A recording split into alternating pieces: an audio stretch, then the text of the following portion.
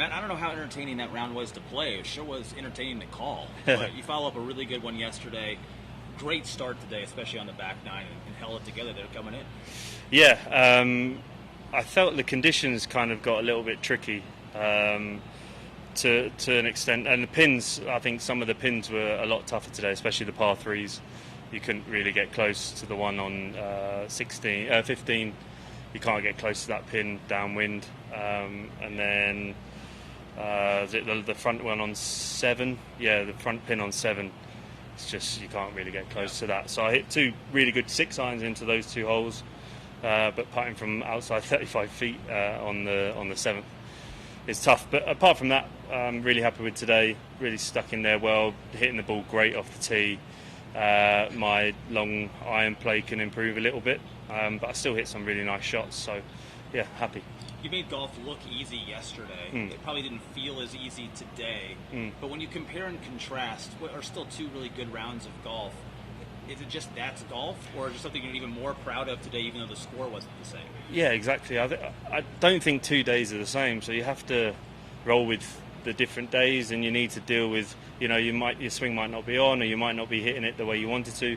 A couple 8-irons left early doors, and it didn't throw me, but it didn't make me as comfortable as yesterday. So I had to adjust a little bit, hit some really nice shots coming in with my irons, and yeah, that's what you got to do as a professional. So I was happy with that. You've talked a lot about your motivational tactics over the last couple of weeks, whether it's thinking you're over par and having to rally back. You're obviously not over par going into the weekend. Yeah. What's your mental, reset going into the weekend now, playing well, and how you want to motivate yourself going into an important Saturday?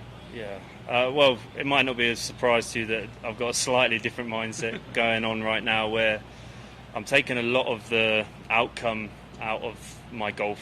I'm taking care of my business, what I can do, and putting the best move on it as possible.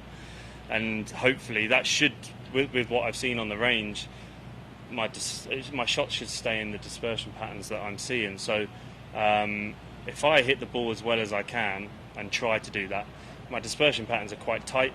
So I'm really happy with that. I've done that the last 2 days. I did that last week at New Orleans when I was playing with Torbjorn. So I'm in a good spot, and I can keep doing that, and then I'm rolling the ball well on the green. So I've kind of got everything there. It's a fascinating answer. Really appreciate Thank that. you. Good luck tomorrow. Cheers. Appreciate that. Matt, you might be the only guy that's made 2 at 14 today. Right. What's your strategy there? Talk us through that more. The strategy today was hit it as hard as I could, really. That pin was really tricky. If you lay it up, there's a massive ridge about 5 yards short of it that you can't lay it far enough back to get some spin, and then it's quite a tight pin. So my strategy today was get it as close as possible, but not be in the bunker right, and obviously not in the water left. So hit as good a shot as I can. I know I could get probably to the front on a really good one, and I'm obviously confident, so I swung it a little bit fast, a bit quicker, and I hit it perfect on the right line. Little draw, and I pitched it about 315 into the wind, and then rolled her in. So I'd like to be able to do that all the time, and I'd make quite a lot of money if I did that, but now I know what it feels like to be Rory. I need to ask you about that second shot on 9, the last hole. The last hole, yeah. Talk us through that a little bit. Well, actually, I thought I hit a really good tee shot. I hammered it down the left side, and I thought, do you know what, that's the short line. It's going to be tight to the trees, but I didn't think it would hit it, but I think it hit the tree, came down, obviously got a little bit lucky, hit the cart path and just staying there. And when I got up there, I was like, oh, no bother. But I haven't hit it off hard mud in a while. So I took it back with a 2-iron. I thought the 2-iron was the play to get it a bit further up than just the 4-iron and be left. The 2-iron would take out the water from what I thought.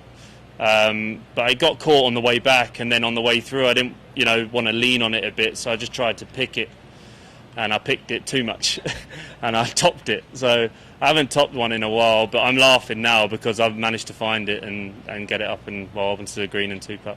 What's like the next minute and a half or 2 minutes like when you do that? Well, I was hoping they found it, so then I could at least try and make a 5 that way. If not, 2 scenarios went through my head. I was like, all right, where can I drop this to get it on the green?